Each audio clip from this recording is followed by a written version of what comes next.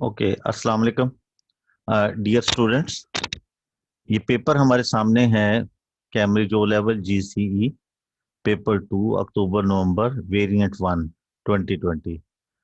और paper start करने से पहले मैं थोड़ी सी गुजारिश करना चाहता हूँ कि एक तो आप इसको चैनल को सब्सक्राइब करें, लाइक करें और जो भी ज़रूरी घंटी का बटन प्रेस करें।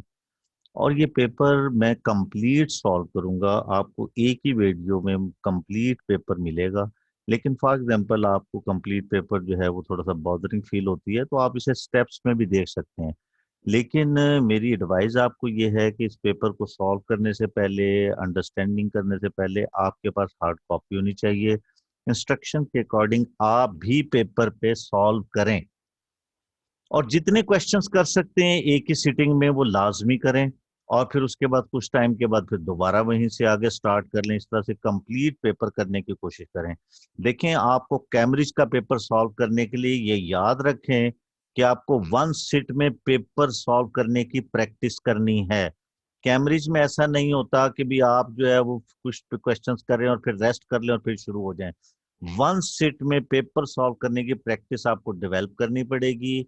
और अदरवाइज जो है ना, फिर वहां पे थकावट फील होती है तो आपके लिए फिर कंसेप्ट को दोबारा से कॉल करना मुश्किल हो जाता है। तो रिमेंबर, अभी आप स्टार्ट में चाहें तो 3-4 क्वेश्चन वो सॉल्व करें पेपर में।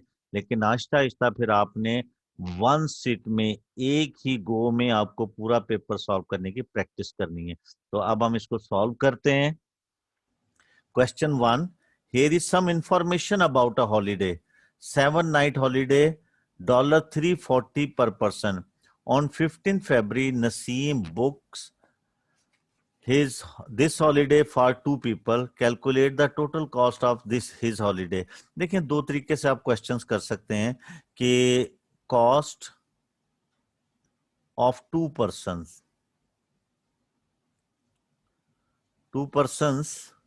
2 into 340। तो ये आपके पास डॉलर आ जाएगा आपके पास 680। और ये भी है 8% डिस्काउंट यू बुक बिफोर 31 मार्च। तो ये आपके पास क्योंकि 15 फरवरी को कर रहा है तो इसको 8% डिस्काउंट भी मिलेगा। तो डिस्काउंट आ जाएगा 8% ऑफ 682 की जो टोटल कॉस्ट है। This is 8/100 multiply 680। इसको सिंप्लीफाई करेंगे तो ये आपके पास इसकी डिस्काउंट अमाउंट आएगी 54.4 डॉलर। ये उसकी डिस्काउंट अमाउंट है।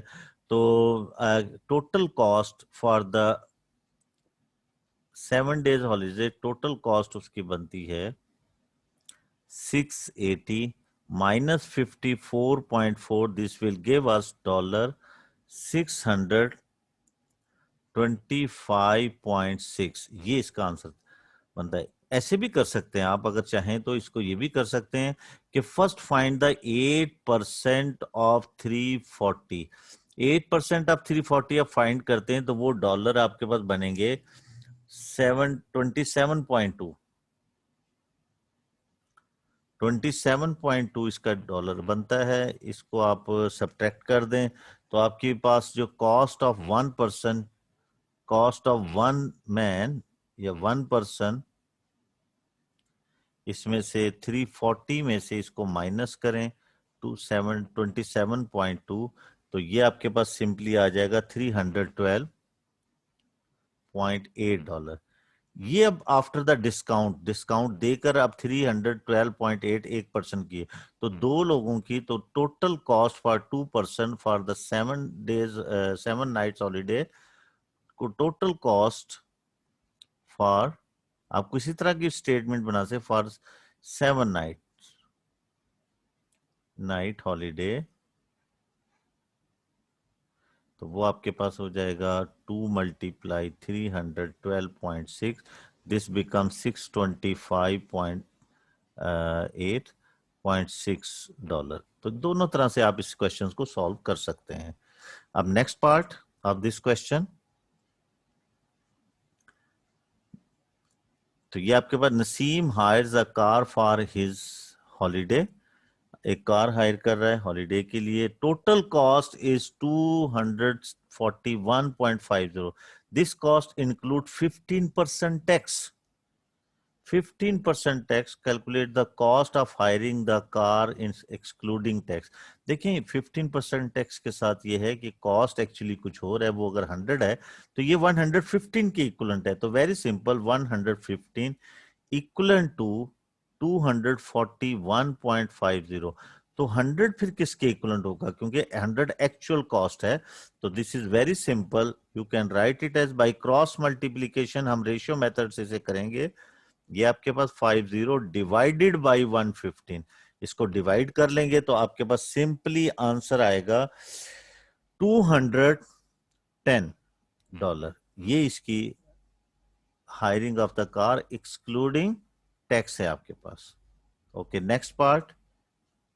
Next part of this question, similarly Naseem drives a total of 800 kilometer on holiday.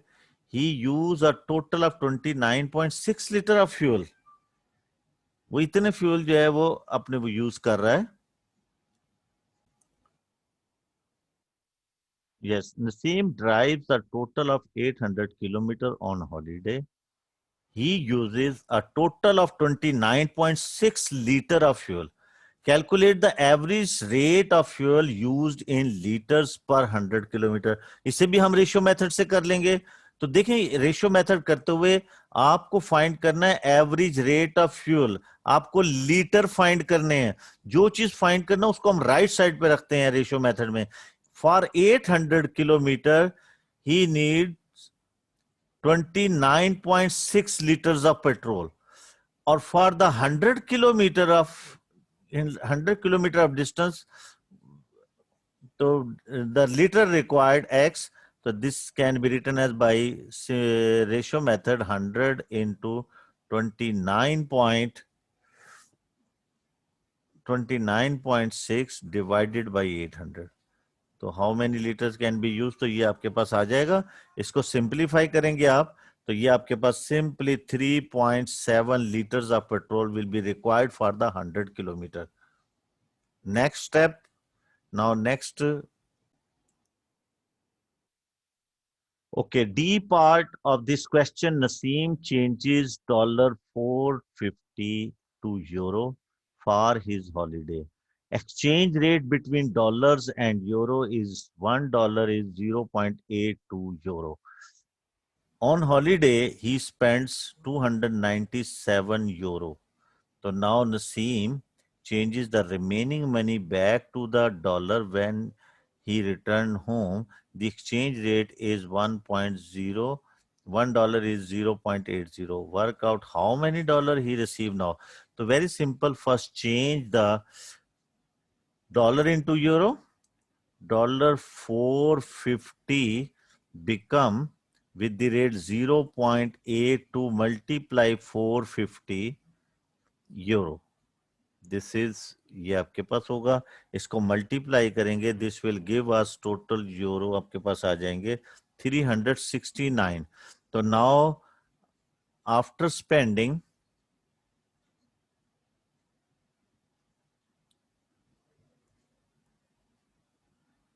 $297 euro 297 euro 297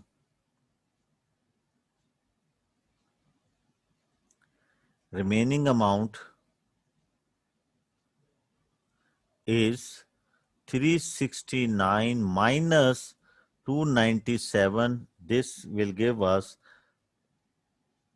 72 euro. ये 72 यूरो लेफ्ट, ये आपके पास रह गए।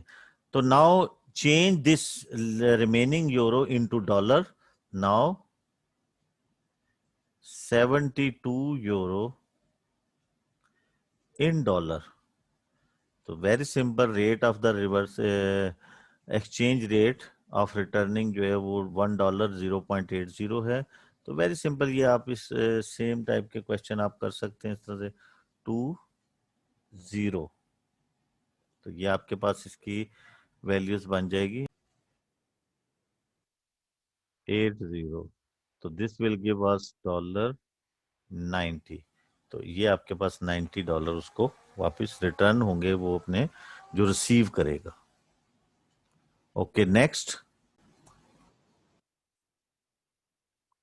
Okay, question number 2। Cumulative frequency diagram shows the masses in gram of 60 potatoes of variety A।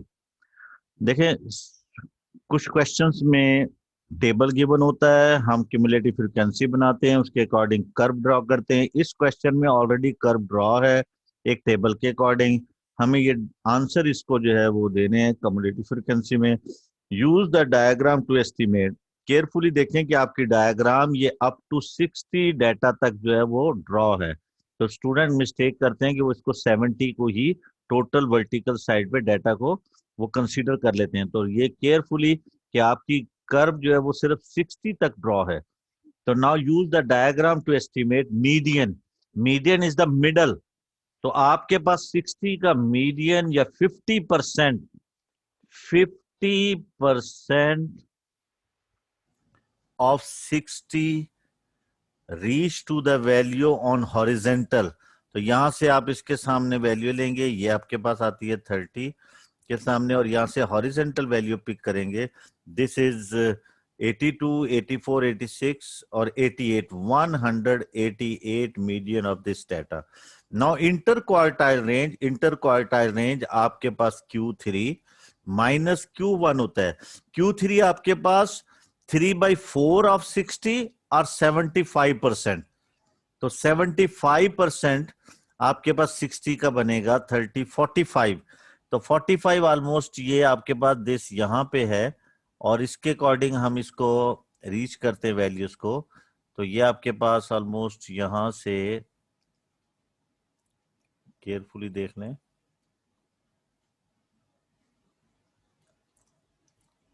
ये value बनती है, और ये ऑलमोस्ट आपके पास यहां से ये 208, 208 आपके पास 75%, 45 है। 45 ग्राफ से वर्टिकली लेकर हॉरिजेंटल की वैल्यू पिक करनी है। इसी तरह से Q1 lower quartile, lower quartile आपके पास 30 का 15 होता है, 25%, 25% आप पिक करते हैं यहां से। तो ये आपके पास वैल्यू आएगी, यहां से इसे हम पिक करेंगे, ये आपके पास 170। तो 170 इसमें से माइनस करें तो सिंपली यू हैव 13 पॉइंट, ये आपके पास 38, 38 इसका आंसर आ जाएगा। ये इंटर क्वार्टाइल रेंज है आपके पास। इसके बाद नेक्स्ट इसमें जो स्टेप है, next part, potatoes with a mass, potatoes with a mass greater than 220 gram are sold as a baking potatoes। तो आपके पास एक क्वालिटी है कि भी अगर आपके पास पोटैटोज 220 ग्राम से ज्यादा के जो हैं वो बेकिंग पोटैटोज के तौर पे यूज होंगे। Find the percentage of the potato that are sold as a baking potatoes. तो आपके पास 220 की जब आप इसकी रेंज लेते हैं, 220 पे आप इसको हॉरिजेंटल से लेंगे ग्राम से, तो ये आपके पास ये वैल्यू आती है, और दिस इज 52। और बाकी रिमेनिंग देखें, 52 वो हैं जो मोर देन 120 से कम वेट के हैं। तो उसने यहाँ ग्रेटर देन 220 का है, 220 से स्मॉलर है। तो यहाँ से आपके पास इसने ग्रेटर देन 220 का, तो 52 के बाद ये 8 पोटैटोज हैं जो use for the baking potatoes. तो हमने इसकी परसेंटेज फाइंड करनी है। 8/60 मल्टीप्लाई 100%। तो आप इसको सिंप्लीफाई करेंगे, ये आपके पास होगा। इसको सिंप्लीफाई करेंगे, आंसर आपके पास बनेगा 13 पॉइंट, कैलकुलेटर से आप ले सकते हैं आंसर 13.3%। ये इसके पास आ जाएगा आंसर आपके पास। Now similarly next part, the mass of 60 potatoes of variety B are also measured। एक वैरायटी बी है, उसमें भी 60 पोटैटोज हैं, उनको भी मेजर किया गया, उनका वेट भी लिया गया। For variety be the median is 175। देखिए दोनों वैरायटीज को हम कंपेयर करेंगे। इसका मीडियन आपके पास ए का मीडियन आपके पास 130, 188 था, और बी का मीडियन आपके पास 175 है। इसी तरह से इंटर क्वार्टाइल रेंज इज 30 ग्राम, और इसकी इंटर क्वार्टाइल रेंज आपके पास 38 है, और इसकी इंटर क्वार्टाइल रेंज आपके पास 30 ग्राम है। देखें, रेंज का मतलब है कि आपके एक स्मॉल रेंज के अंदर ज्यादा पोटैटोज आ रहे हैं। 30 की रेंज के अंदर ये आपकी रेंज जो है, ये गुड पोटैटोज की रेंज स्मॉलर है, ये गुड पोटैटो रेंज ज्यादा है, तो ये मोर कंसिस्टेंट है आपके। तो बी वैरायटी आपके पास जो वो यूज होगी, Kali wants to buy potatoes that are more consistent in math, should she choose variety A, और वैरायटी बी, तो variety B, because inter quartile range is smaller than A. तो याद रखें, जब इस तरह के कंपैरिजन आता है तो जिसकी इंटर क्वार्टाइल रेंज स्मॉलर होगी, that will be more consistent item, वो ज्यादा कंसिस्टेंट आइटम होगा, फोकस आइटम होगा, और मोर लाइकली होगा। Okay, next question. B part of question number of this question, table shows the masses m gram of 120 potatoes of variety C.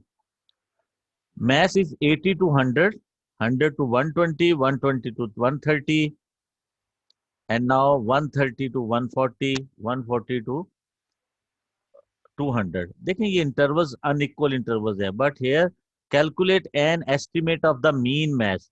हमें mean find करना है, और ये फ्रीक्वेंसी डिस्ट्रीब्यूशन है, इंटरवल्स है, ये आपके पास ग्रुप डाटा है। जब ग्रुप डाटा होता है तो हमारे पास मीन फाइंड करने के लिए ये फॉर्मूला है।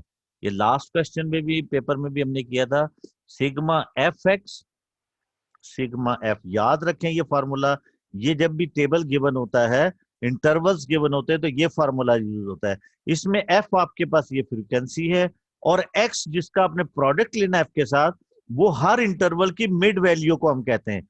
जैसे कि आपके पास 80 और 100 का मिड 90 है, 100 और 120 का मिड 100, 120 110 है। इसी तरह 120 और 130 में 125 है। ये मिडल पॉइंट है। आप इसको डायरेक्टली गेस भी कर सकते हैं, और दोनों लोअर और अपर लिमिट को ऐड करके 2 से डिवाइड करेंगे तब भी मिड पॉइंट आ जाएगा। This is value of x. उसके बाद आप 130 140 में 135 है, 140 और 200 में आप इसमें ऐड करेंगे तो 170 है। ये 30 या हाफ कर देंगे इसका 60 का, तो ये इसमें ऐड करेंगे 140, 170। This is the middle value, mid point, mid marks of the each interval. तो we need to find the product of F and x. तो यहां हम एफ और एक्स का प्रोडक्ट फाइंड करेंगे, तो सिंपली दिस विल गिव अस 900। इसको इससे मल्टीप्लाई करेंगे, ये हमें देगा 11725। कैलकुलेटर से मल्टीप्लाई करेंगे, इसको मल्टीप्लाई करेंगे 5250, आपके पास आएगी वैल्यू। कैलकुलेटर से मल्टीप्लाई करके ये आपके पास 4860 वैल्यू देगा। This is product of x, F and x. ये आपके पास 2890 देगा। इन सबको ऐड करेंगे जब आप, sigma means summation, sigma mean sum of the product of F and x. तो ये सिंपली आपके पास वैल्यू आएगी 15,625 एंड डिवाइडेड बाई 120, क्योंकि टोटल जो पोटैटोज है वो 120 है, इससे डिवाइड करेंगे आप, तो आपके पास आंसर आ जाएगा 130.2। ये आपके पास मीन होगा। तो आप याद रखें कि ग्रुप डाटा में या फ्रीक्वेंसी डिस्ट्रीब्यूशन जब टेबल गिवन होता है तो हम मीन को इस तरह से फाइंड करते हैं। Okay, C part of this question. Bag of potatoes has a mass of 2.5 kg. Correct to the nearest 100 gram. देखें, जितनी भी मेजरमेंट होती हैं, वेट होते हैं, नेवर बी एग्जैक्ट, उसमें एरर जरूर होता है। तो यहाँ एरर गिवन है 100 ग्राम, तो मीन ये आपके पास 50 मोर हो सकता है इस वैल्यू से, और 50 लेस हो सकता है। जो भी नियरेस्ट एक्यूरेसी आपके पास गिवन हो, जो एरर गिवन हो, उसका half, when the half of this, जब आप इसका हाफ लेंगे तो वो आपके पास 50 आएगा। आप गिवन वैल्यू में 50 ऐड करेंगे तो अपर बाउंड वैल्यू बनेगी, और अगर 50 को सब्ट्रैक्ट करेंगे तो लोअर बाउंड वैल्यू बनेगी। लोअर बाउंड और अपर बाउंड को समझने के लिए आप मेरी video lower bound upper bound estimation जो है वो लाजमी देखें, तो वहां से आपको समझ आ जाएगा। तो हमारे पास bag of potatoes are pack into box, यानी कि ये बैग वो एक बॉक्स में पैक कर रहा है इस तरह से। उसके बाद mass of the box is 600 ग्राम, और इस बैग का, इस बॉक्स का अपना वेट 600 ग्राम है। करेक्ट टू द नियरेस्ट 10 ग्राम। तो ये 10 का हाफ आप इसमें ऐड करेंगे, इसका अपर बाउंड, और सब्ट्रैक्ट करेंगे तो लोअर बाउंड बन जाएगा। Calculate the upper bound of the total mess in kilogram of a box containing 10 of these bags of potatoes। Question को पूरा रीड करें, समझें। अब हमें ग्राम किलोग्राम में आंसर देना है और अपर बाउंड आंसर देना है। वेरी सिंपल, स्टेटमेंट को देख के पता लगता है आपको यहाँ पे बॉक्सेस 10 बैग्स का वेट और बॉक्स का वेट ऐड करना है। तो एडिशन में अपर बाउंड उसी वक्त बनेगा जब आप दो अपर बाउंड वैल्यूज को ऐड करें। यानी कि अगर आपको अपर बाउंड एडिशन बनाना है तो upper bound values plus upper bound value के साथ ऐड होती है। ये जब भी आपको टोटल अपर बाउंड लेना होता है तो आपके पास दो अपर बाउंड वैल्यू ऐड होती हैं, ये याद रखें।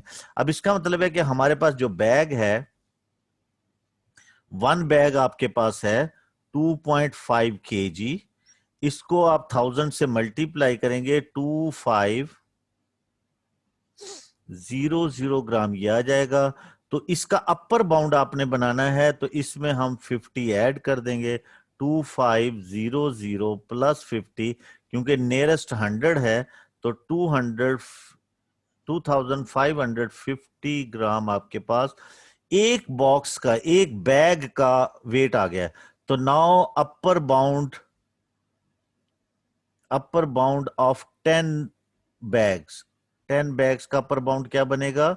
आप इसको 10 से मल्टीप्लाई करेंगे, 2550 मल्टीप्लाई 10 बिकम सिंपली 2500 ग्राम। ये आपके पास ग्राम आ गया। ये 10 बैग्स का टोटल वेट इन ग्राम है। उसके बाद upper bound of box, box का भी अपर बाउंड लेंगे आप, तो वो आपके पास 600 ग्राम है, प्लस 5, क्योंकि ये नियरेस्ट 10 है, 5 ऐड करेंगे, 605। Total mass, total upper bound mass आपके पास बनेगा, इन दोनों को ऐड कर लेंगे आप, 25,500 प्लस 605 बिकम, ये आप इसको ऐड करेंगे तो ये आपके पास टोटल वैल्यू आ जाएगी 26,105 ग्राम। और केजी में हम इसे 1000 से डिवाइड करेंगे तो ये 26.105 किलोग्राम, क्योंकि हमें किलोग्राम में आंसर देना है, 26.105 किलोग्राम, ये आपके पास आंसर है। तो आप लोअर बाउंड अपर बाउंड को अंडरस्टैंड करने के लिए मेरी video lower bound upper bound की देखें, आप विजिट करें, वहां से समझ आ जाएगा। और इसके अलावा आपको ये समझना चाहिए कि अपर बाउंड और लोअर बाउंड बनते हैं, जो भी नियरेस्ट गिवन होता है उसका हाफ ऐड करेंगे वैल्यूज में, तो आपके पास अपर बाउंड की तरफ जाएगा। फॉर एग्जांपल कोई नंबर 2 है, या फर्ज किया कि 22 है, और ये नियरेस्ट 10 अगर आपके पास ये करेक्ट है तो 10 का हाफ 5 होता है, वो 5 इसमें ऐड करेंगे तो 27 इसका अपर बाउंड है, और 5 को माइनस करेंगे तो आपके पास 17 इसका लोअर बाउंड बनता है। तो इस तरह से हम ये लोअर बाउंड अपर बाउंड बनाते हैं।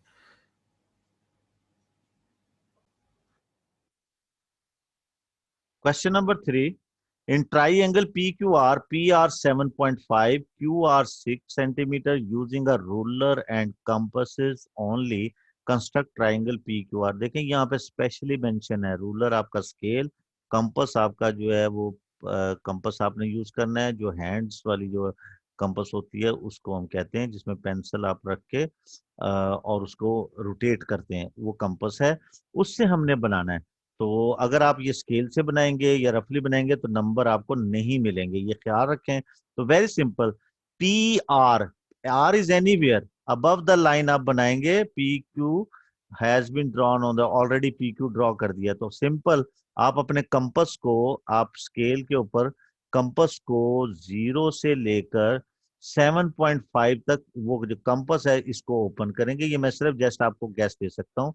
इसे आप इसे ओपन करेंगे और taking P as a centre, क्योंकि पी आ रहा है, taking P as a centre, आपने 7.5 सेंटीमीटर की आर्क मार्क करनी है इस तरह से। उसके बाद Q R, from Q to R there is a 6 centimetre, very simple. इसी तरह से 6 सेंटीमीटर पे आपने इसको मैयर करना स्केल पे, और from taking Q as a centre आपने यहां से 6 सेंटीमीटर की इस आर को कट करना है। Where these two arc intersect that will be the point of R, वो आपका पॉइंट आर हो। इन दोनों पॉइंट्स को जब आप ज्वाइन करते हैं तो आपके पास इन पी और क्यू को आर से जब ज्वाइन करेंगे तो आपके पास एक ट्राइंगल बनेगी, पी क्यू एंड आर। ये आपके पास ट्राइंगल कंस्ट्रक्ट हो जाएगी इस तरह से। तो ये ट्राइंगल आपके पास कंस्ट्रक्ट हो जाएगी, पी क्यू आर। ये तो अब उसके बाद by taking suitable measurement from your triangle calculate the area of triangle. देखें ये आप बेस है ऑलरेडी, जब भी ट्राइंगल, क्योंकि ये स्केल ट्राइंगल है, इसमें वर्ड मेजरमेंट यूज होता है। आप गैस नहीं करेंगे, स्केल से मेजर करेंगे।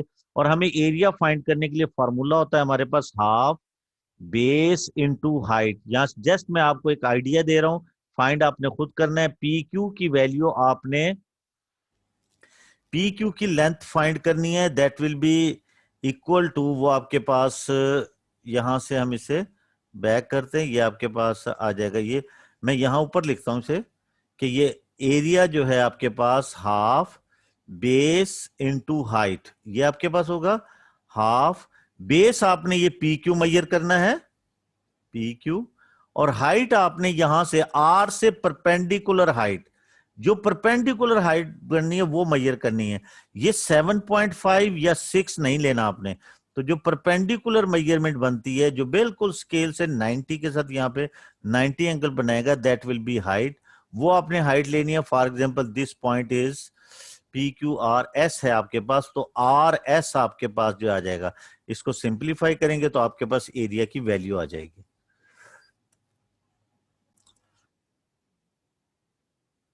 Okay, B part of question number 3, this is related to the trigonometry. आप इसमें केयरफुली ट्रिग्नोमेट्रिक फॉर्मूलाज भी ज़हन में रखें। Diagram shows two triangles A B 9.7, B C 6.4, D C D 3.8, A C 5.3 and A D C आपके पास 63। जब भी इस टाइप के क्वेश्चन आए, बड़ा केयरफुली कंप्लीट क्वेश्चन को रीड करें और हर स्टेटमेंट के साथ अपने डायग्राम को नोट भी करते जाएं कि कौन सी वैल्यू कहां पे है। इंग्लिश की तरह से, एसए की तरह से, स्टेटमेंट की तरह से इसको नहीं पढ़ना आपने। कैलकुलेट डीएसी, डीएसी ये एंगल आपने फाइंड करना है। ये आपके पास ट्राइंगल सिंपल इतना सा है, देखें कि इस ट्राइंगल को फाइंड करना है, इसकी अपोजिट साइड 3.8 है और ये पेयर आपके पास गिवन है।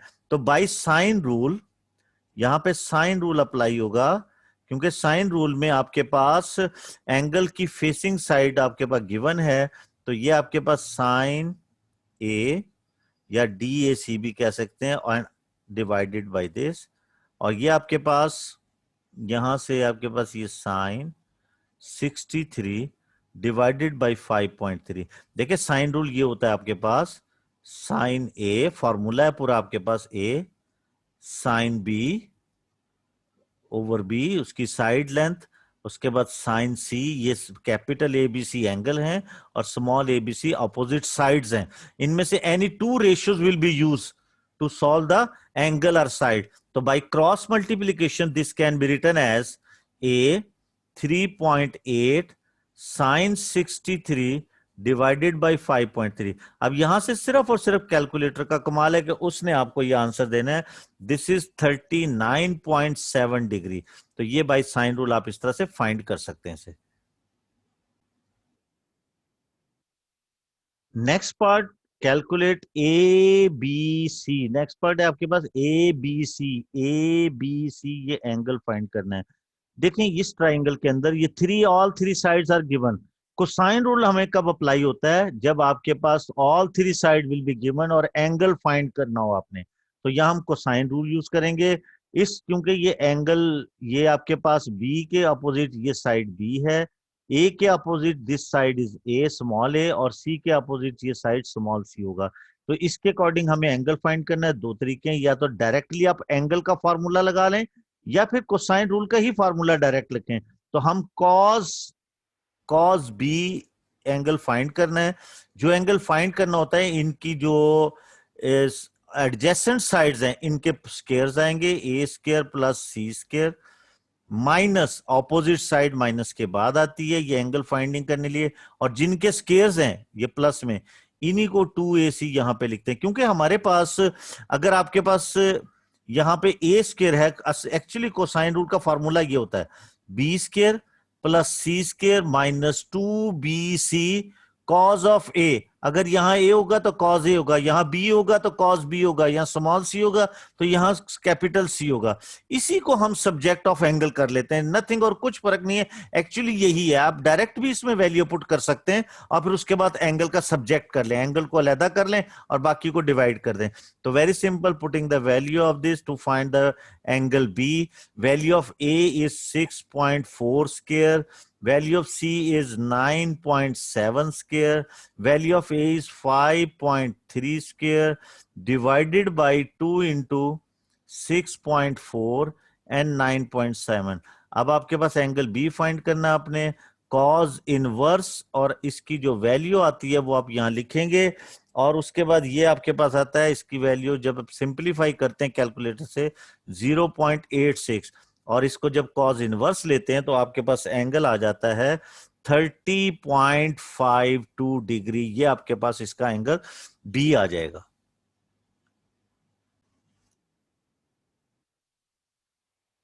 ओके, क्वेश्चन नंबर 4, क्योंकि ये ग्राफ से रिलेटेड है और इसमें कुछ पार्ट पेज से आउट भी हो रहा है, तो इसलिए मैंने इसकी जो टेबल है वो यहाँ लेफ्ट साइड पे बना लिया, ड्रॉ कर लिया है। ये वो इक्वेशन है जिसके अकॉर्डिंग हमें ग्राफ ड्रॉ करना है, y is equal to 4/5 into 2 power x। और इसके बाद इसका ये सी और डी पार्ट हैं, ये भी हम बाद में रीड करेंगे, वो मैंने नेक्स्ट पेज पे हैं, क्योंकि हम ग्राफ को बनाने के बाद स्क्रॉल नहीं कर सकते, उसमें इसमें डिस्टरबेंस आ जाती है, फिर अंडरस्टैंडिंग नहीं बनती, हमें दोबारा से ग्राफ में आना पड़ता है। इसलिए हम ग्राफ जो है वो सामने लेकर आएंगे और इस वैल्यूज के अकॉर्डिंग हमने इसको प्लॉट करना है। तो ये आपके पास ग्राफ है, तो इसके अकॉर्डिंग हमने वैल्यूज को प्लॉट करना है। तो आपके पास ये ग्राफ क्योंकि पॉजिटिव वैल्यूज में जा रहा है तो हम यहां तक इसको रख लेते हैं। तो देखें, आपके पास वैल्यू गिवन है एक्स और वाई के लिए, -3 पे वैल्यू 0.1। टेबल में आप एक्स की जगह -3 पुट करेंगे, ये आप माइनस की वजह से डिनोमिनेटर में लाएंगे, क्योंकि इस बॉक्स को एम्प्टी छोड़ा हुआ है, उस बॉक्स को हमें फाइंड करना है 2 पावर -3, और this can be written as, इस तरह से सॉल्व करेंगे, 1 मार्क्स इसी चीज का है। 2 पावर ये नीचे आएगा, 2 पावर 3 8 हो जाएगा, 2 1 जा 2, और ये 1/10 आएगा, 4 1 जा 4, 4 2 जा 8 10, और 0.1 बनता है -3 पे। तो अब हम इसके अकॉर्डिंग देखते हैं, देखें ये एक लाइन 0.1 को शो कर रही है, तो -3 पे 0.1 यहां पे है। उसके बाद आप -2 पे 0.2 है, -2 पे 2 पॉइंट है, ये यहां आ जाएगा, -1 पे 0.4 है, ये -1 है, -1 पे 1 2 3 4, ये यहां आ जाएगी वैल्यू आपकी, और उसके बाद 0 पे 0.8, 0 पे 0.8 ये यहां आपको मिलेगा। ये इस तरह से हम पॉइंट प्लॉट करते जाएंगे एक्स और वाई के रिस्पेक्टिव। इस तरह 1 पे 1.6, 1 पे 1.6 आपके पास ये यहां से 1 1 2 3 4 5 6, ये यहां मिलेगा आपको ये। इसी तरह से 2 पे 3.2, 2 पे 3.2,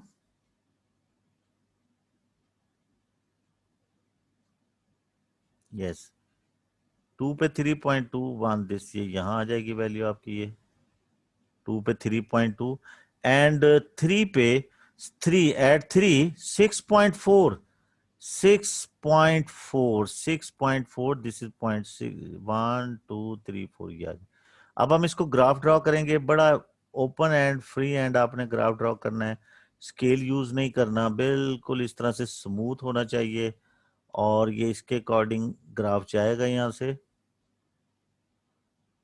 कोशिश करें कि ये गुड एक्यूरेसी के साथ ग्राफ बने। ये थोड़ा सा हमारा बाइट साइड पे चला गया है, इस टाइप का ग्राफ आपके पास ही होगा। ओके चलेंगे यहाँ पे ये, तो ये आपके पास आ गया है, ये ग्राफ ड्रॉ हो गया है। इसके 3 मार्क्स हैं इसमें ग्राफ ड्रॉ करने के। उसके बाद इसका ये बी पार्ट है, और C part, by drawing a tangent estimate the gradient of y gradient of y is equal to 4x। इस इक्वेशंस का, इसका ग्रेडियंट फाइंड करना है, इस कर्व का ग्रेडियंट फाइंड करना है when x is equal to 2। देखें कर्व का ग्रेडियंट हर पॉइंट पे डिफरेंट होता है, तो किसी पर्टिकुलर पॉइंट पे हम टेंजेंट ड्रॉ करेंगे। उस टेंजेंट का जो ग्रेडियंट आएगा, उस टेंजेंट के अकॉर्डिंग जो ग्रेडियंट आएगा, ये थोड़ा सा बाहर जो है वो प्लॉट हो गया है।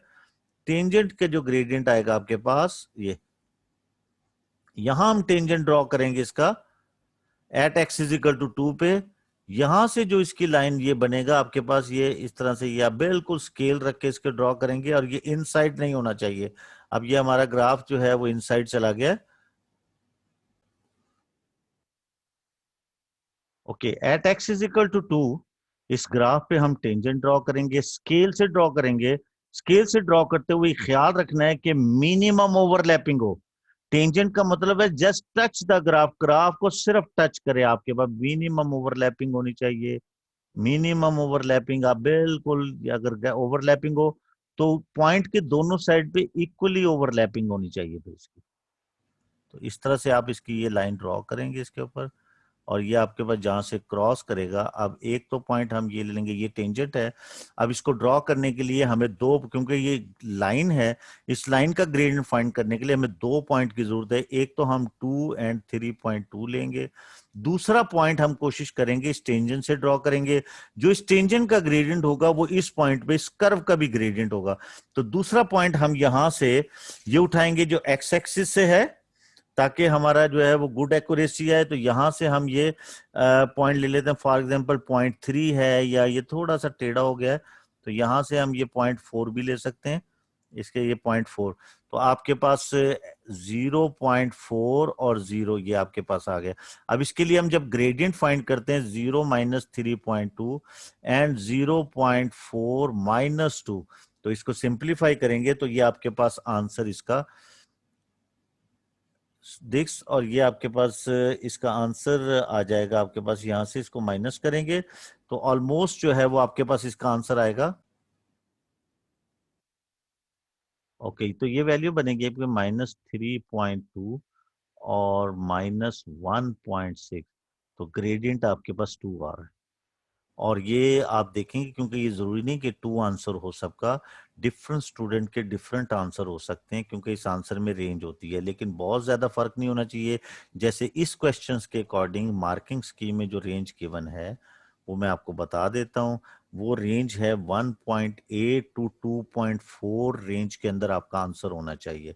तो आप इसे टेंजेंट को ड्रॉ करने के लिए कोशिश करें कि मिनिमम ओवरलैपिंग हो, स्केल से पॉइंट के साथ टच करती हुई लाइन गुजारे। अगर फॉर एग्जांपल ओवरलैपिंग हो रही है तो पॉइंट के दोनों तरफ इक्वल ओवरलैपिंग होनी चाहिए। ये नहीं कि एक साइड पे बहुत ज्यादा ओवरलैपिंग हो और एक साइड पे कम ओवरलैपिंग हो, उससे आपकी गुड एक्यूरेसी नहीं बनेगी और आंसर डिफर भी कर सकता है। जब आपका इसका ग्रेडियंट ड्रॉ करना होता है तो आपको 2 पॉइंट्स की जरूरत होती है। एक पॉइंट तो वही ले लें जो जहां पे आपने ग्रेडियंट इस टेंजेंट को ड्रॉ किया है, वो आपको टेबल से मिल जाएगा। और दूसरा पॉइंट कोशिश करें कि वो पॉइंट ले जहां से लाइन एक्स एक्सिस को या वाई एक्सिस को क्रॉस करती है। उसका ये फायदा होता है कि उसमें एक कोऑर्डिनेट आपका एग्जैक्ट आ जाता है।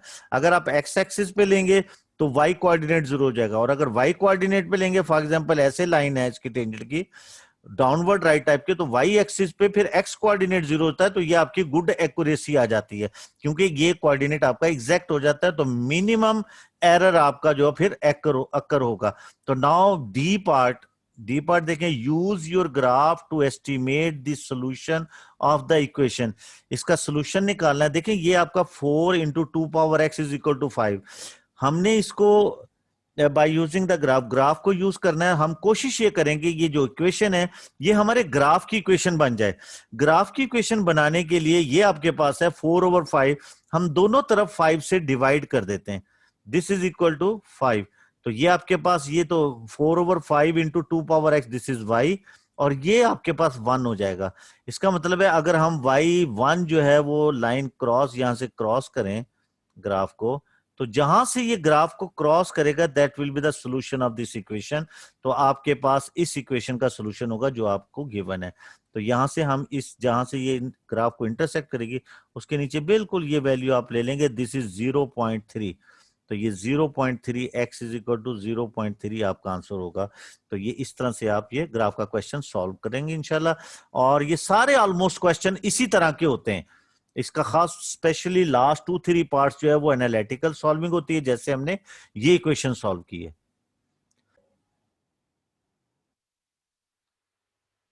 Question number 5, diagram shows a garden shed positioned on horizontal ground.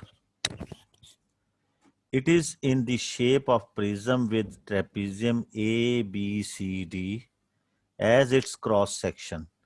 The base of the shed ABFE, this is base, is a rectangle. AB 1.55, AD 2. This length 2.25, BC आपके पास 1.85 है, BF 2.10। Calculate the volume of the shed, पूरे shed का volume हमें find करना है। तो ये okay, volume हमें फाइंड करना है इस पूरे शेड का। तो वेरी सिंपल, ये क्रॉस सेक्शन है, ये इसकी फ्रंट फेस है, और अगर इसी तरह से हम पीसीस करें इसके, तो ये आपके पास सेम शेप के क्रॉस सेक्शन बनते हैं। क्रॉस सेक्शन जो है हम प्रिज्म का उस फेस को कहते हैं कि उसके ऊपर जो वर्टिकल हाइट है वो 90 बना रही होती है। और इसी तरह के अगर हम क्रॉप इसके पीसीस करते हैं तो आपका सेम फेस जो है वो फ्रंट फेस बनता है। जैसे ब्रेड स्लाइस होते हैं, जो जैसा फ्रंट पे होता है वैसे ही सारे स्लाइस उसी शेप के होते हैं, इसे हम प्रिज्म कह देते हैं। तो हम क्या करेंगे, हमें वॉल्यूम फाइंड करना है। प्रिज्म का वॉल्यूम होता है आपका base area cross section area into height. तो हमने इसका एरिया फाइंड करना है, ये एक ट्रेपीजियम है गिवन है। तो बेस आपका क्रॉस सेक्शन एरिया हम फाइंड करेंगे, क्रॉस सेक्शन एरिया। तो ये आपके पास है half sum of parallel side, these two side are parallel 2.25 plus 1.85, इसका फॉर्मूला आप, और इनटू हाइट 1.55। आपके पास ट्रेपीजियम का जो एरिया होता है वो आपके पास याद होना चाहिए कि half sum of parallel side, दो साइड जो पैरेलल होती है उनको ऐड करके और परपेंडिकुलर हाइट से मल्टीप्लाई करते हैं। अब हम इसका ये क्रॉस सेक्शन एरिया आपके पास आता है 3 कैलकुलेटर ने करना है 3.1775 मीटर स्क्वायर, ये एरिया है। अब हमें वॉल्यूम फाइंड करना है, तो वेरी सिंपल, सिर्फ इसको हमने मल्टीप्लाई करना है वॉल्यूम के लिए 3.1775 इंटू हाइट। हाइट इसकी 2.10 है, वर्टिकल हाइट जो बनती है 10। तो इसे मल्टीप्लाई करेंगे तो आपके पास फाइनली इसका वॉल्यूम आ जाएगा 6.673। Now next part.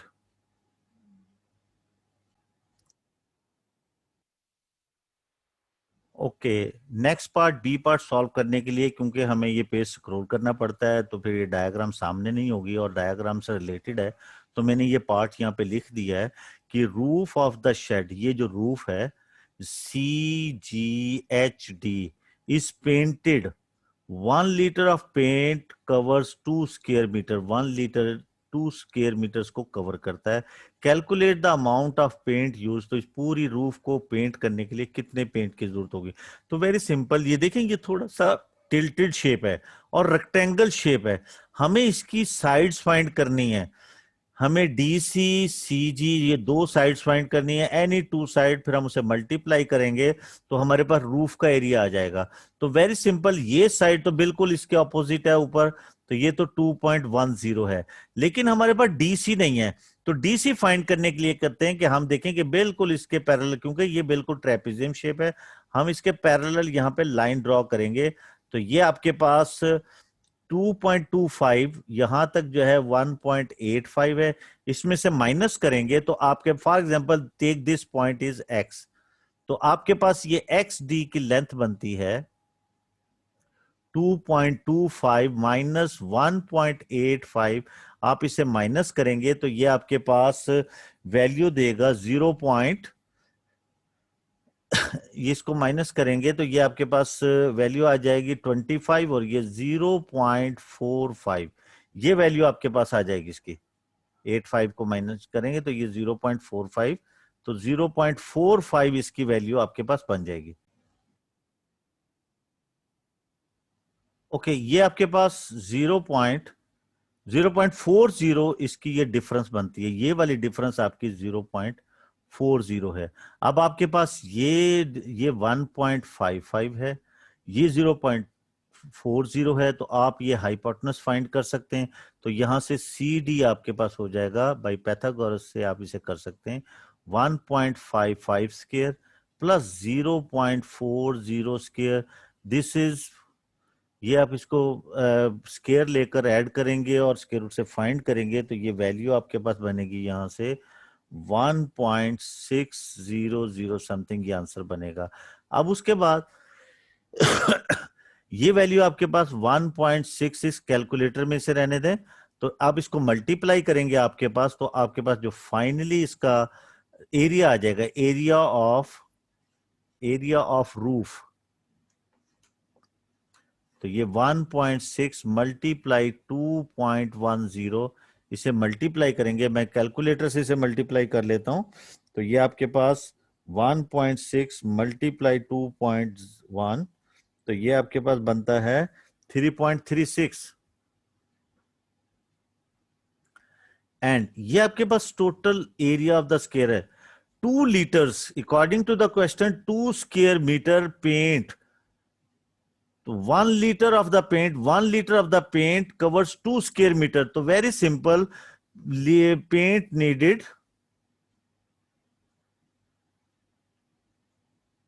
Needed 3.36 divided by 2, इसको आप 2 से डिवाइड कर दें तो आपके पास आंसर सिंपली आ जाएगा 1.68 लीटर्स आपके पास पेंट की जरूरत होगी इसको करने के लिए, कंप्लीट रूफ को पेंट करने के लिए इतने लीटर, 1.68 लीटर पेंट रिक्वायर्ड होगा।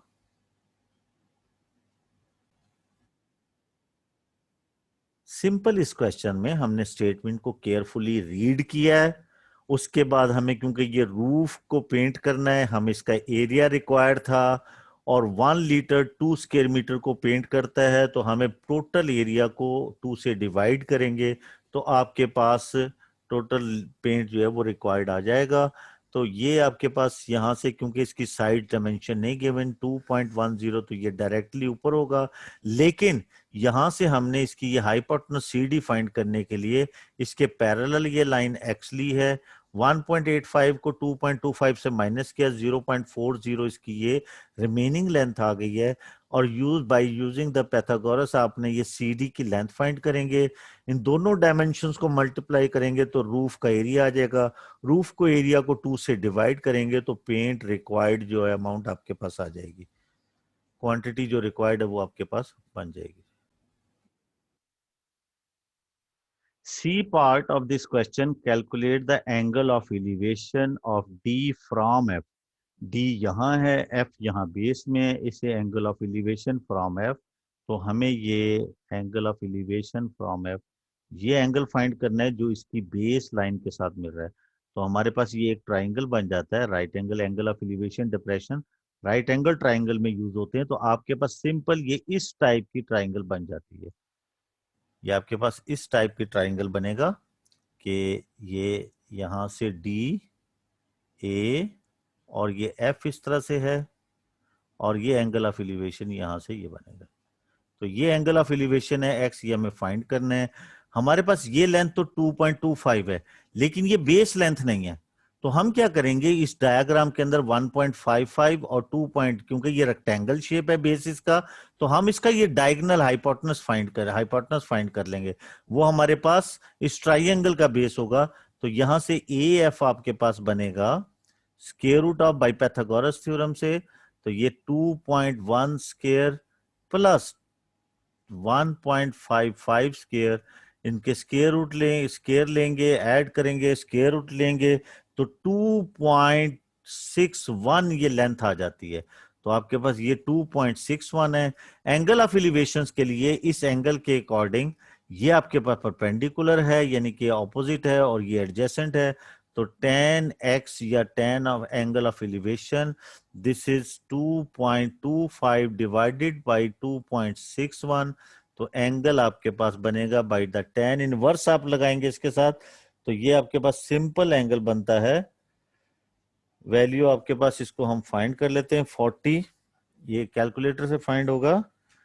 दिस 2.25 डिवाइडेड बाई 2.61, ये वैल्यू आपके पास बनेगी यहां से 2.25 divided by 2.61 and shift tan inverse this 40.76 आपके पास इसका डिग्री बनती। तो ये एंगल ऑफ एलिवेशन है। तो वेरी सिंपल, ट्रिग्नोमेट्रिक के पार्ट भी इसमें है, और इसमें राइट एंगल ट्रायंगल यूज हो रही है, एंगल ऑफ एलिवेशन भी आ गया। केयरफुली करें, नहीं समझ आता रिपीट करके देखना इसे अपने। क्वेश्चन नंबर 6 देखें, जैसे मैंने पहले आपसे कहा था, क्योंकि पेपर जो है वो एक ही गो में हमें पूरा सॉल्व करना होता है।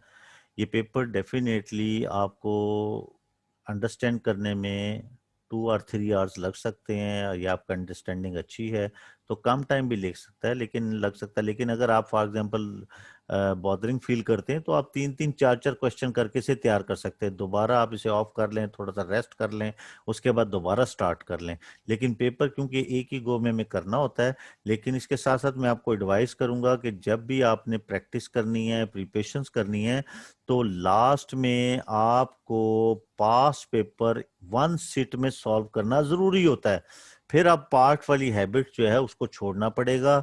बिल्कुल फुल पेपर आपको हार्ड कॉपी 1 सीट में, चाहे आपको 2 आवर्स लगें या 2.5 आवर लगें या 1.5 आवर लगें, उससे आपकी टाइम मैनेजमेंट होती है। तो आपको 1 सीट में पूरा पेपर सॉल्व करना पड़ेगा। इसलिए आप कोशिश करें, अपना मैक्सिमम स्टेमिना गेन करें, ताकि आप एग्जामिनेशन हॉल में आपको मसला ना हो और वहां पे थकावट फील ना हो। इसलिए आप अभी फिलहाल इसे पार्ट्स में सॉल्व करते रहें, लेकिन एंड पे आप हार्ड कॉपी के साथ इसको 1 सीट में फुल पेपर लाजमी सॉल्व करें। फिर आपने टाइम कैलकुलेट करना और पेपर को सॉल्व करना है। Okay, come to the point. देखें हमारे पास ये सॉल्व द इनइक्वालिटी। इनइक्वालिटी बिल्कुल इक्वेशंस की तरह सॉल्व होती है, इसमें कोई प्रॉब्लम नहीं होता। आप ये कुछ नहीं कहता आपको ये ग्रेटर देन सिंबल जो है, सिंपल इस 2x को इधर लेकर आए, 6x plus 2x greater than 5 plus 7। तो ये सिंपल आपके पास 8x ग्रेटर देन 12, 8 से डिवाइड कर दें, x is greater than 12 by 8, 4 3 सा 4 2 सा और 1.5। तो x इज ग्रेटर देन 1.5 इसका आंसर आ जाएगा। Chin buys 4 notebooks and 3 pens for 17.50. Louis buys 2 notebooks and 5 pens for $14. From a pair of simultaneous equations and solve them to find the cost of the notebook and the cost of a pen. Show your working. ये simultaneous equations का question है। आपको according to the questions let cost of one notebook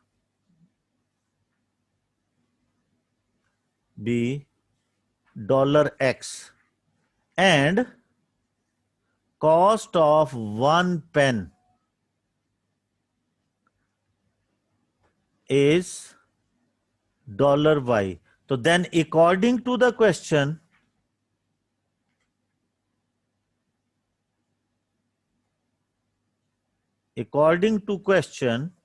आप इसकी equations बनाएंगे, that become, ये बनेगी आपके पास according to the question this can be written as 4x plus 3y equal to 17.50। और सिमिलरली सेकंड स्टेटमेंट से 2x plus 5y equal to 14।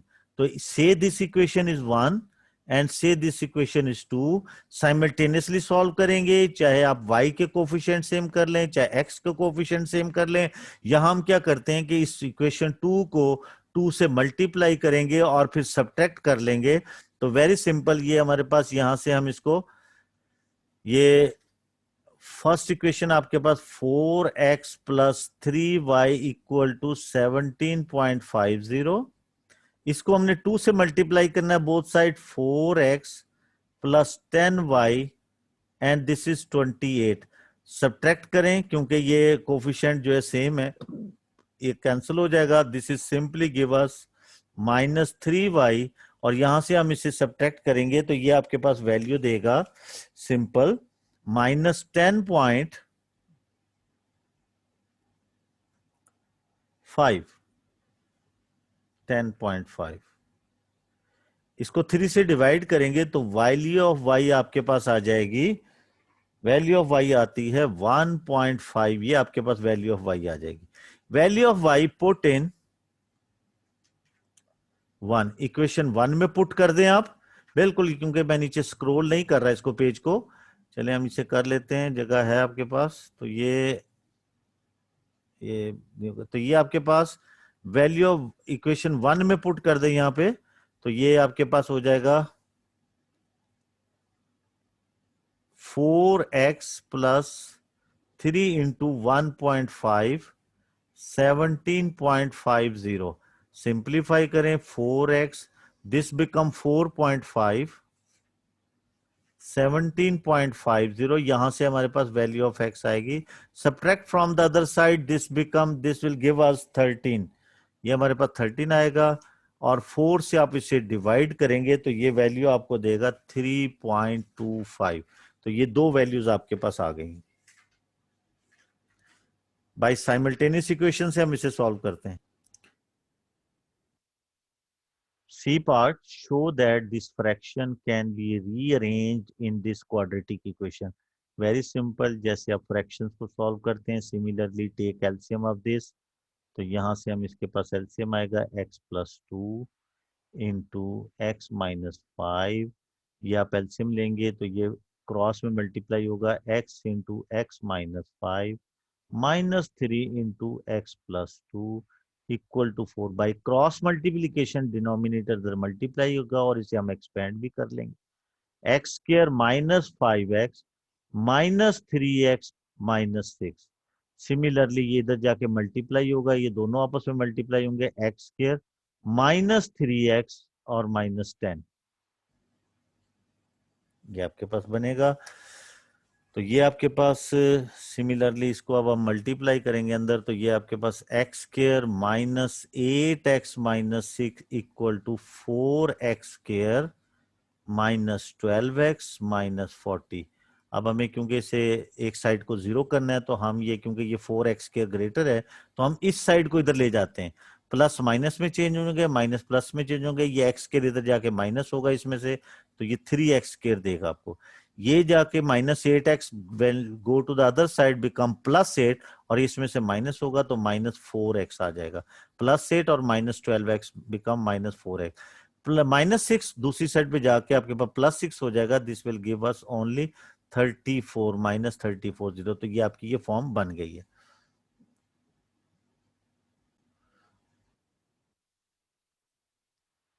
Okay, solve the equation, यही इक्वेशन है, सॉल्व करना। Show your working and give your answer correct to 2 decimal places.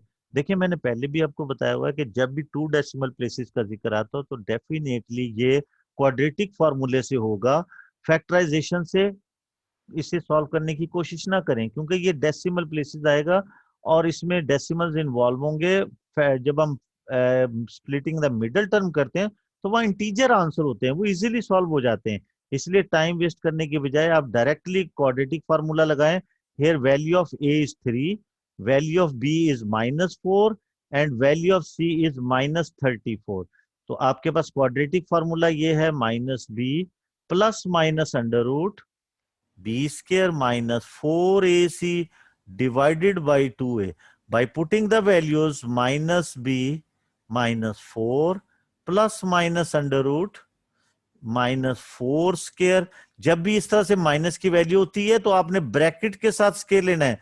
कुछ student mistakes करते हैं कि -4 square लिखते हैं, जब आप कैलकुलेटर में इसको कैलकुलेट करते हैं तो वो -16 दे देता है और पूरा क्वेश्चन गलत हो जाता है, वैल्यू ठीक नहीं आती। तो जब भी बी की वैल्यू माइनस हो और वो स्क्वायर में है तो -4 लिखकर ब्रैकेट के साथ आपने स्क्वायर लिखना है इसको ऊपर। -4 इंटू 3 इंटू -34। तो अब हम इसे कैलकुलेट करेंगे, वैल्यूज बनाएंगे, दिस इज 3। तो आपके पास सिंपल ये आंसर इसे कैलकुलेट करेगा 4 plus minus under root, this become 16 minus minus ये 34 है यहाँ पे ये। तो ये आपके पास इसको सिंप्लीफाई करेंगे प्लस हो जाएगा और ये 408 डिवाइडेड बाई 6। फर्दर इसे सॉल्व करेंगे प्लस माइनस अंडर रूट, ये इसके साथ ऐड होके 424 डिवाइडेड बाई 6 ये आ जाएगा। इसको फर्दर सिंप्लीफाई करेंगे आप, यस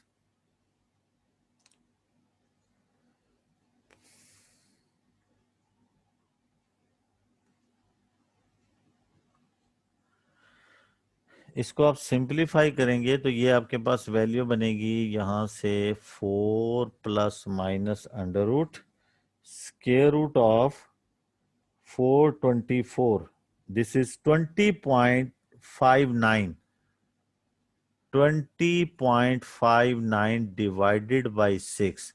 अब ये आप वैल्यू इक्वल टू एक्स है, इसको दो दफा लिखेंगे आप, एक दफा प्लस के साथ दिस प्लस 20.59/6 और एक वैल्यू आप लिखेंगे माइनस के लिए 4 माइनस 20.59/6। तो एक दफा प्लस के साथ एक दफा माइनस के साथ, इसको सिंप्लीफाई करेंगे 24.59/6 और ये वैल्यू आपके पास होगी, इसमें से माइनस करेंगे तो -16.59/6। तो ये आपके पास +4 डिवाइडेड बाई 6, आंसर 4.09 4.1 और इसी तरह से यहां से 16.59 minus 16.59 divided by 6 will give us 2.76 और ये अप टू 2 डेसिमल प्लेसेस है, तो हम इसको 2 डेसिमल प्लेसेस पे या 0 भी ले सकते हैं क्योंकि वो इसका एक्चुअली इसका 4.095 था। अब 2 डेसिमल प्लेसेस में एस्टिमेट करते हैं तो ये 10 हो जाता है, तो 10 हम ले लेंगे। तो ये आपके पास 2 डेसिमल प्लेसेस तक ये आंसर बन जाते हैं इसके।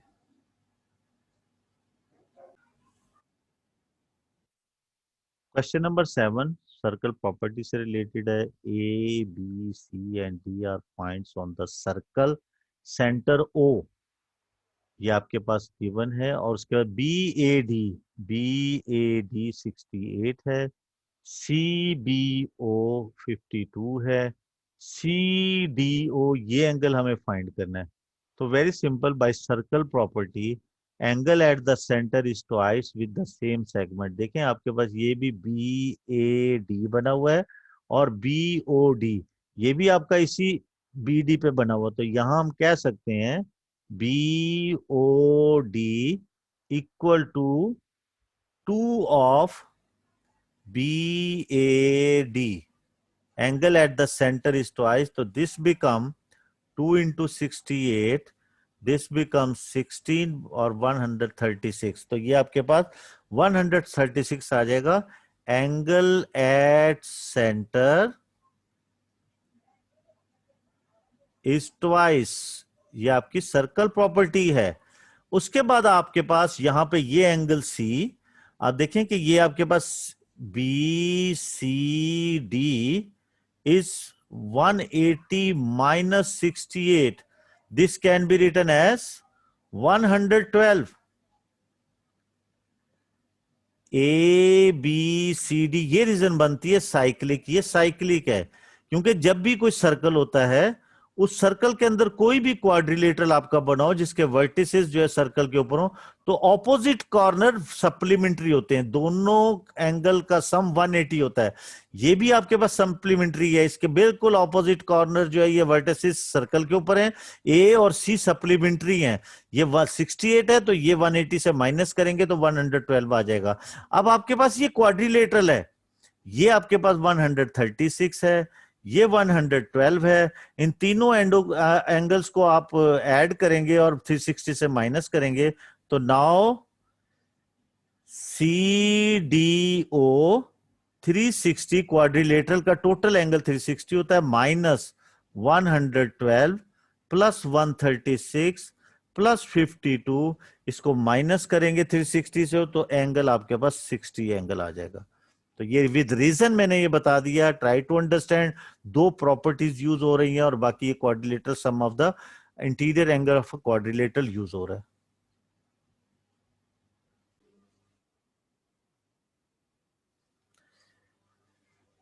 Okay, B part of this question, cross section of solid A is the sector of a circle of radius 6 centimeter and angle 40 degree. Height of the solid A is 5 centimeter. Calculate the total surface area of the solid A. अब इसकी surfaces ये दो rectangles हैं और ये arc length के नीचे है एक कर्व सरफेस, और उसके बाद ये सेक्टर्स एरिया है। सेक्टर जो है दो सेक्टर्स हैं, तो हमारे पास इसका जो सरफेस एरिया हमने फाइंड करना है, तो टोटल सरफेस एरिया के लिए हम ये इसके पेरीमीटर को इसकी हाइट से मल्टीप्लाई करेंगे। Perimeter of sector into height plus 2 area of sectors. ये मैंने पूरी फॉर्म इसकी लिख दी है कि हमें अगर इसका सरफेस एरिया फाइंड करना है तो दो ये सेक्टर्स की सरफेसेस हैं और ये बाकी कवर्ड सरफेस है इसकी जो अराउंड जो है, तो ये दो रेक्टेंगल्स हैं। बिल्कुल हम इसका पेरीमीटर जैसे सिलेंडर का अपने सरफेस एरिया निकालो तो उसके पेरीमीटर को उसकी हाइट से मल्टीप्लाई करते हैं, इसी तरह से इसकी जो सेक्टर जो क्रॉस सेक्शन है, इस क्रॉस सेक्शन के पेरीमीटर को इस हाइट से मल्टीप्लाई करेंगे तो ये कर्व सरफेस, ये जो अराउंड शेप है, ये आपके पास कर्व्ड जो है वो सरफेस आ जाएगी आपके पास। तो नाउ आपके पास पेरीमीटर ऑफ सेक्टर दो रेडियस है आपके पास और एक ये आर्क लेंथ है, तो ये आर्क लेंथ आपके पास आ जाएगा। तो ये यहां से आप 40 ओवर 360, क्योंकि हमें ये पेरीमीटर ऑफ सेक्टर के लिए आर्क लेंथ एक फाइंड करना पड़ेगा, 2 पाई आर, पाई आपके पास 3.142 मल्टीप्लाई 6 रेडियस है, एंड देन प्लस 2 रेडियस 12, ये आपके पास पेरीमीटर ऑफ द सेक्टर आएगा, and multiply height, height 5 centimetre है, plus this is 2 into area of the sector 40 360 multiply 3.142 multiply R square यानी कि 6 स्केयर आप इसको लेंगे, इन सबको कैलकुलेट करेंगे तो आपके पास फाइनली जो वैल्यू बनेगी, दिस इज, ये सिंप्लीफाई करके आप बनाएंगे 4 और ये 9 हो जाएगा।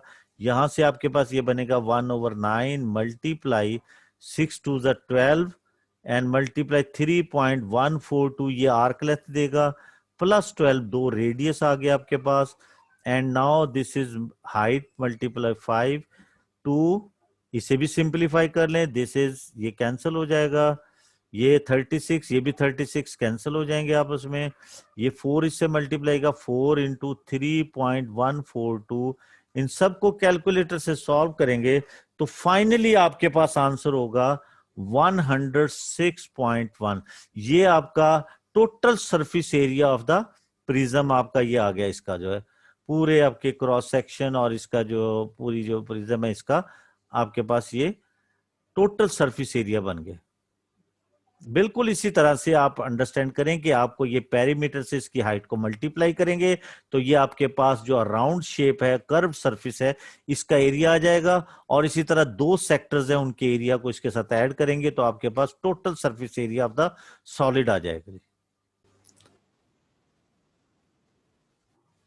Okay, second part, solid B is mathematically similar to solid A. Similar का वर्ड आ रहा है, सिमिलर फिगर्स का मेथड यूज होगा. Ratio volume of A and volume B 27:1. ये वॉल्यूम की रेशियो. और यू नो दैट कि वॉल्यूम 1 वॉल्यूम 2 आपके पास कॉरस्पॉन्डिंग साइड्स की रेशियो का क्यूब के इक्वल होता है. और volume is given 27 cube. Volume is 27/1 है आपके पास. This is volume of A और this is volume of B. ये वॉल्यूम ऑफ बी है आपके पास.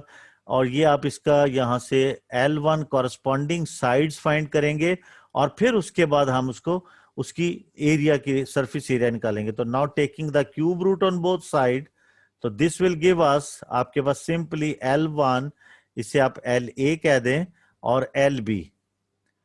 दोनों ए और बी की कॉरस्पॉन्डिंग साइड की रेशियो आपके पास क्यूब रूट लेंगे 3 और 1 आ जाएगी. अब हम इसके सरफेस एरिया लेने, तो सरफेस एरिया के लिए हमारे पास, जब हम सरफेस एरिया लेंगे तो आपके पास area of A, area of B equal to corresponding sides A and B की स्केयर्स. तो इट मीन 9 and 1 के स्केयर आपके पास आ जाएंगे. तो ये आपके पास ए है, ए की ए सरफेस एरिया आपके पास यहां से आपको सरफेस एरिया आपने अभी फाइंड किया है ऊपर. ए का सरफेस एरिया आपने 106.1 लिया है. सरफेस एरिया ऑफ बी आपने फाइंड करना है. और ये आपके पास 3/1 है, तो ये आपके पास 9/1 बन जाएगा इसका एरिया. तो आप क्रॉस मल्टीप्लीकेशंस करेंगे तो ये 9 से यहाँ डिवाइड करेंगे तो आपके पास ये वैल्यू सरफेस एरिया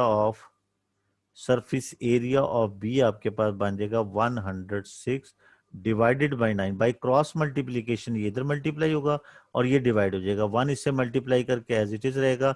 तो फाइनली आंसर आपके पास आ जाएगा 11.8 सेंटीमीटर स्क्वायर. तो ये फाइनली आंसर आएगा आपके पास.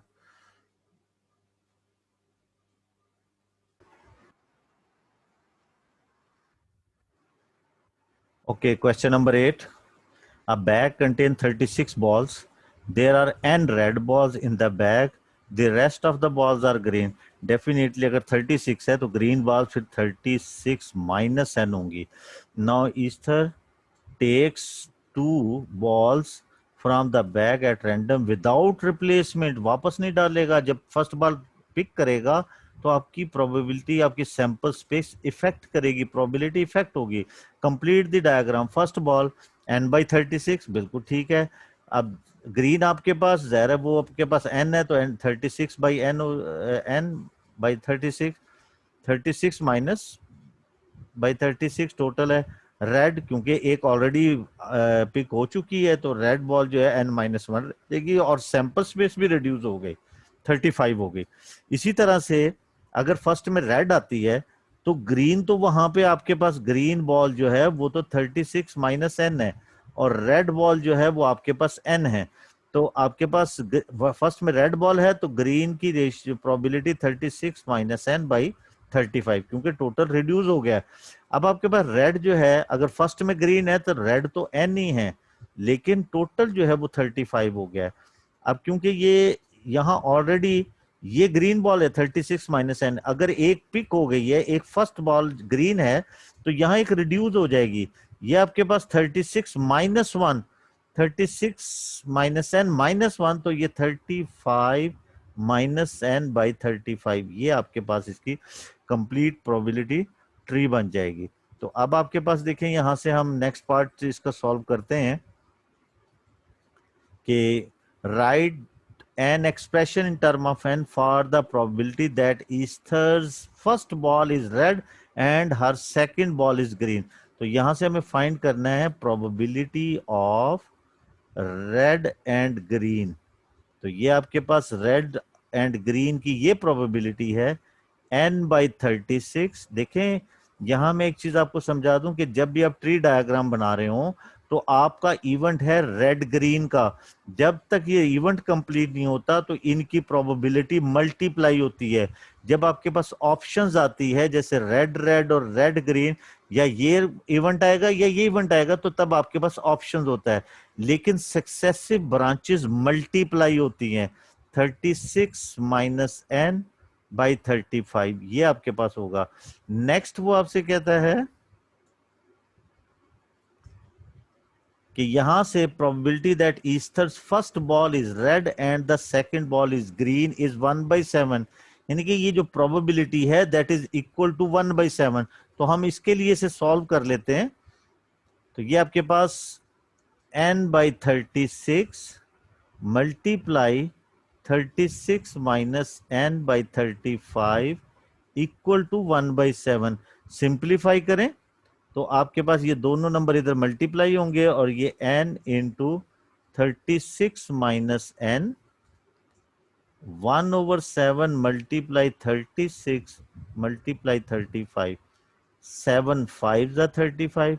तो ये आपके पास इसके साथ मल्टीप्लाई होगा 36n माइनस एन स्क्र 5 से इसे मल्टीप्लाई करें 0 30 और उसके बाद 15 और 18 180। तो इसको आप सिंप्लीफाई करें, ये एन स्क्र को दूसरी साइड पे ले जाएं, पॉजिटिव हो जाएगा और सिंपली दिस बिकम, ये इक्वेशन आपके पास बन जाएगी एन स्क्र माइनस 36n और प्लस 80। तो ये आपके पास शो हो गया। इसके बाद next part. Okay, next step of this question, solve the equation this. Solve जब करना होता है तो उसके बाद हमें इसकी value of variable N use हो रहा है उसको फाइंड करना है। तो आपके पास सिंपल यहां से ये बनेगा आपके पास, इसको सिंप्लीफाई कर लेंगे, हम इसे फैक्टराइज भी कर सकते हैं। फैक्टर अगर करेंगे तो ये आपके पास N square minus 30n minus 6n by splitting the middle term 180n 180 is equal to 0। n common लेंगे, n माइनस 30, यहाँ माइनस 6 कॉमन आएगा, n माइनस 30। तो ये स्प्लिटिंग द मिडल टर्म, आप इसको 180 के फैक्टर्स ऐसे बनाकर और उससे आप गेस कर सकते हैं कि कौन से फैक्टर्स बनेंगे। आप इसको क्वाड्रेटिक फार्मूले से भी सॉल्व कर सकते हैं। n minus 30 n minus 6 equal to 0, product equal to 0 है, n इज इक्वल टू 30 आ जाएगा और यहां से n इज इक्वल टू 6। ये दो आंसर आपके पास आ गए 6 एंड 30। अब नेक्स्ट पार्ट में वो कहता है there are more green balls than red balls in the bag. Green balls red ball से ज्यादा हैं। Find the probability that Esther take 2 green balls, give your answer as a fraction in its lowest term. तो देखिए, अगर आप for example, क्योंकि n हमारे पास red है, अगर आप रेड 6 लेते हैं तो आप 36 से माइनस करेंगे। If red ball is 6 for example, तो ग्रीन बॉल आपके पास 36 माइनस 6 आपके पास 30 आ जाएंगी। लेकिन अगर आप n जो 30 लेंगे तो वो रेड हो जाएंगी और ग्रीन बॉल आपके पास 6 आ जाएगा। लेकिन according to the statement there are more green balls, तो हम फिर आपके पास n को, n जो है वो रेड बॉल्स आप लेंगे वो 6 लेंगे, तो ग्रीन बॉल्स आपके पास बनेगी 30। ये आपके पास हो जाएगा। अब दो आपकी ट्री डायग्राम में probability of green green 2 green balls, Esther take 2 green balls. पहली आपके पास 36 माइनस 6 है क्योंकि रेड आपने जो है वो 6 ली है, तो ये आपके पास ओवर 36 मल्टीप्लाई, नेक्स्ट आपके पास 35 माइनस 6 बाई 35। ये इसको सिंप्लीफाई करेंगे, आंसर आएगा आपके पास 30/36 एंड ये इसमें से 29/35। सिंप्लीफाई करें, 6 5 6 6 36, 5 1 5 7 simply 29/42 is the lowest term answer.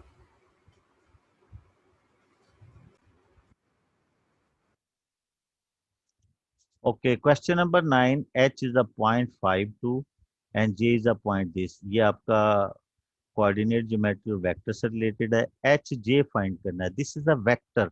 ऐसे है आपके पास, जैसे ये एच है और ये जे है। अब आपके पास ये डायरेक्टेड वेक्टर है, तो वेक्टर को फाइंड करने के लिए सिंपल ये डिस्प्लेसमेंट होती है, आप सिंपल कंपाउंड वेक्टर इसका पोजीशन वेक्टर बना लें। पोजीशन वेक्टर जब भी किसी वेक्टर को होता है उसका पोजीशन वेक्टर फॉर्म होती है कि लास्ट वाले वेक्टर में से ओ जे में से ओ एच माइनस कर दे, कि प्लेन में कोई भी पॉइंट हो, जब हम उसको एक्स वाई प्लेन ओरिजिन से ज्वाइन करते हैं that is called position vector. ये ओ एच इसका पोजीशन वेक्टर होता है। तो जो इसके कोऑर्डिनेट होते हैं, पॉइंट के कोऑर्डिनेट 5 2, वही वेक्टर के कंपोनेंट भी होते हैं 5 2। तो ये आपके पास यहां से इसी तरह ये -3 और 6 ओ जे के कंपोनेंट होंगे, और ओ एच जो है इसके कंपोनेंट 5 2 होंगे। दोनों को सब्ट्रैक्ट करें, -8 और 4, ये आपके पास एच जे आ जाएगा। Calculate the mid magnitude of H J, इसी वेक्टर की लेंथ फाइंड करनी है। तो लेंथ फाइंड करने के लिए फॉर एग्जांपल आपके पास कोई भी वेक्टर हो और उसके कंपोनेंट आपके पास एक्स वाई हैं, तो magnitude can be written as, अगर आपको मैग्नीट्यूड फाइंड करना है तो उसका फॉर्मूला ये होता है आपके पास X square plus Y square, component के स्क्र का अंडर रूट ले लेते हैं। सिमिलरली इज हेयर, ये आपके पास एच जे ये वेक्टर है एच जे, इसका हमें मैग्नीट्यूड फाइंड करना है। ये मैग्नीट्यूड का सिंबल है लेंथ ऑफ द लाइन, तो ये आपके पास -8 स्क्र ऐसे ब्रैकेट में लिखेंगे एंड 4 स्क्र, तो सिंपली दिस इज 64 + 16, तो ये आपके पास √80। कैलकुलेटर से आप इसकी वैल्यू भी फाइंड कर सकते हैं कि इसकी वैल्यू कैलकुलेटर में क्या बनती है। डेफिनेटली 8 पॉइंट समथिंग, 8.9 समथिंग बनेगा आपके पास, इसको फाइंड कर सकते हैं। इसी तरह m is the mid of H J, find the position vector of m। तो जब अगर m इसका मिड पॉइंट है एच जे का, तो हम इसको मिड पॉइंट फाइंड कर लेंगे, मिड ऑफ एच जे।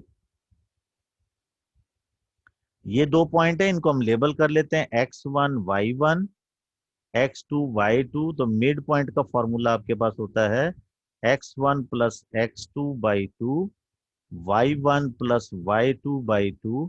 तो इस तरह से हम इसको सिंपलीफाई करते हैं, तो ये आपके पास यहाँ पे वैल्यू पुट करेंगे, तो ये आपके पास यहाँ पे x1 5 - 3 2 आ जाएगा आपके पास, 5 - 3/2, और ये आपके पास 2 + 6/2। तो सिंपली आपके पास वैल्यू आ रही है 2 1, एंड ये 8 हो जाएगा, 4 हो जाएगा। तो 1 और 4 ये वैल्यू, ये मिड पॉइंट m है। तो आपके पास पोजीशन वेक्टर, इसका पोजीशन वेक्टर जो है वो आपके पास ओ एम पॉइंट को ही कंपोनेंट फॉर्म में लिखते हैं, ये पोजीशन वेक्टर बन जाएगा। ये एक्स कोऑर्डिनेट होता है, ये वाई कोऑर्डिनेट, ये एक्स और वाई को कंपोनेंट फॉर्म में लिखेंगे तो पोजीशन वेक्टर होता है। प्लेन में कोई भी पॉइंट जब रिलेटिव टू द ओरिजिन लेते हैं, जब ओरिजिन से उसका वेक्टर बनाते हैं, that is called position vector.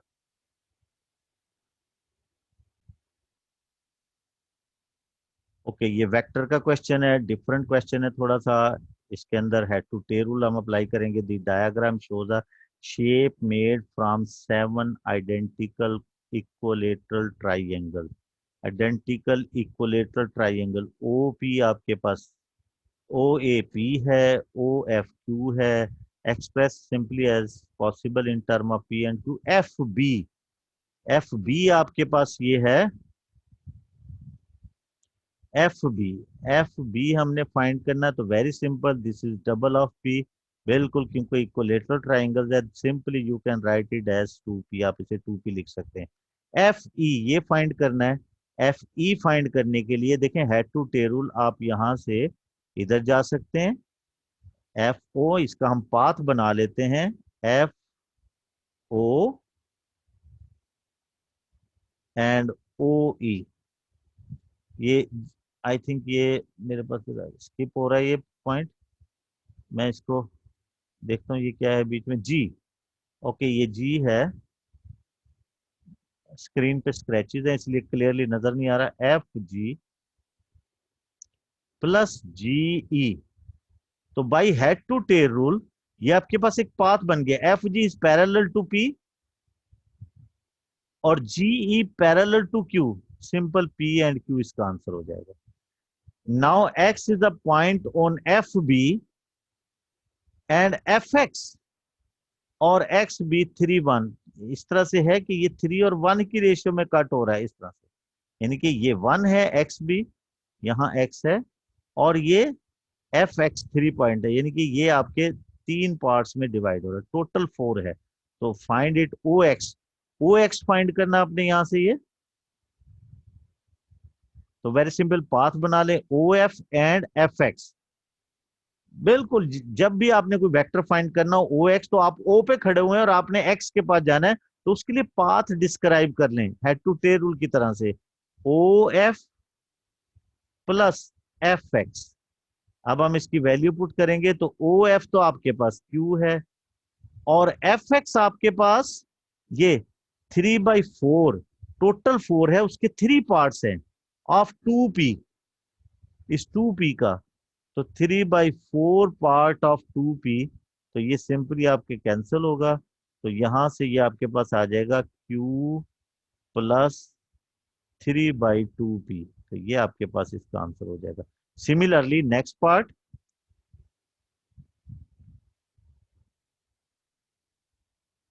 Okay इसका पार्ट नीचे मेंशन है, लेकिन वो क्योंकि इस डायग्राम से आउट हो जाता था, इसलिए इस पार्ट को हमने यहाँ नोट कर लिया है। y is a point on B D, Y is point इसके ऊपर बी डी है, quadrilateral O X Y F, Y ऐसी जगह पे है कि x के साथ, यहाँ x है, इसके साथ ये क्वाड्रिलेटरल जो है वो ट्रेपीजियम बना रहा है। Find X Y as in term of P and Q. तो हमने, क्योंकि ये एक ट्रेपीजियम बनता है, तो ट्रेपीजियम की साइड जो है वो पैरेलल होती है, तो ओ एक्स वाई, तो हम इसी तरह से इसके साथ ये पैरेलल लेते हैं, तो बाकी साइड जो है वो पैरेलल, ये आपके पास इस टाइप का यहाँ वाई ले लेते हैं ये, तो आपके पास ये ट्रेपीजियम आ जाती है, जैसे ये ट्रेपीजियम बन जाता है। अब हम इसको कैलकुलेट करेंगे, हमें एक्स वाई फाइंड करना है, तो very simple, X Y is equal to X B plus B Y. तो वेरी सिंपल, ये आपके पास एक्स बी, लेकिन पहले ये 3 और 1 की रेशियो में है, तो ये आपके पास ये हाफ ऑफ डिवाइड हो गया, ये आपके पास 1/2 पी है, क्योंकि ये पी है तो ये 1/2 पी है, हाफ पी प्लस, और ये यहां से यहां तक क्यू है, और ये क्योंकि 1/3 के पार्ट है, क्योंकि ये इसका हाफ तो क्या बनता है, तो ये आपके पास क्यू प्लस 1/3 क्यू के इक्वल होगा। तो इसको हम सिंप्लीफाई करेंगे, तो ये आपके पास 4 एलसीएम लेके ना 4/3 क्यू, तो ये फाइनली बन जाएगा। आप इसे और भी तरीके कर सकते हैं, और भी पाथ ले सकते हैं, ये पाथ भी बना सकते हैं, एक्स एफ और एफ वाई, ये पाथ भी बना सकते हैं, एक्स जी, और यहाँ से एक्स जी जी ई, और इस तरह से ये ई डी और डी वाई, डिफरेंट मेथड जो है वो इसमें यूज किए जा सकते हैं। ओके, तो next question 10, last question, functions related as there F of -4, simply X की जगह -4 पुट कर देंगे आप, 3 - 2 इंटू -4 डिवाइडेड बाई 5। देखें ये x की जगह रिप्लेस हो रहा है, तो जहां वैल्यू में x है वहां पे रिप्लेस कर देंगे। फंक्शन में सिर्फ राइट हैंड साइड को सॉल्व करना होता है, बाकी ये सिंबॉलिकली ये लेफ्ट साइड पे सिर्फ सिंबल होता है। दिस इज 8 और 5, दिस इज 13/5। आप इसे मिक्स नंबर में भी लिख सकते हैं, 11/5, 2 होल 1/5 भी लिख सकते हैं आप। तो सिमिलरली इनवर्स, इनवर्स के लिए मैंने जैसे पहले आपको बताया हुआ है कि एफ ऑफ एक्स, ये 2 डब्बे यूज करते हैं आप, आपने एफ ऑफ एक्स को वाई से रिप्लेस करना है, और उसके बाद एक्स को एफ इनवर्स ऑफ वाई से रिप्लेस करना है। वेरी सिंपल, अलजेब्रैकली सॉल्व करेंगे आप, लेट करेंगे, यहाँ पे ये एफ ऑफ एक्स है, इसको वाई लेट करेंगे, 3 - 2x/5। बिल्कुल ये एफ ऑफ एक्स की जगह ये वाई रिप्लेस करें, पूरा एफ ऑफ एक्स हटा के वाई रख देंगे। By cross multiplication 5y is equal to 3 2x, 2x को इधर लें पॉजिटिव हो जाएगा, और 5y को इधर ले जाएं -5y, 2 से डिवाइड कर दें, ये x का सब्जेक्ट बनाना होता है हमने, this is divided by 2, x की जगह ये रिप्लेस कर दें, f inverse of y equal to 3 - 5y/2। अब हमने क्योंकि फंक्शन x में शो करना है, तो y की जगह x रिप्लेस कर दें, 3 - 5x/2। ये आपके पास इनवर्स फंक्शन हो जाएगा। इसी तरह से ये आपके पास है g(p) और f(p+1), तो find the value of p। Simply आपने जहां x है वहां पे p पुट कर देना है, इसी तरह फंक्शन जहां x है वहां पे p+1 पुट कर देना है। तो हम इसको सॉल्व करते हैं।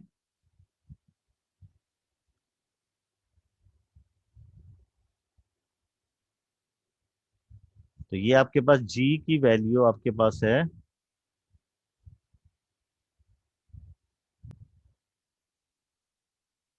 ओके जी, लास्ट पार्ट g(x) हमारे पास ये फंक्शन है। ये मैंने यहाँ नोट कर लिया क्योंकि वो स्क्रॉल करने से ऊपर चला जाता है।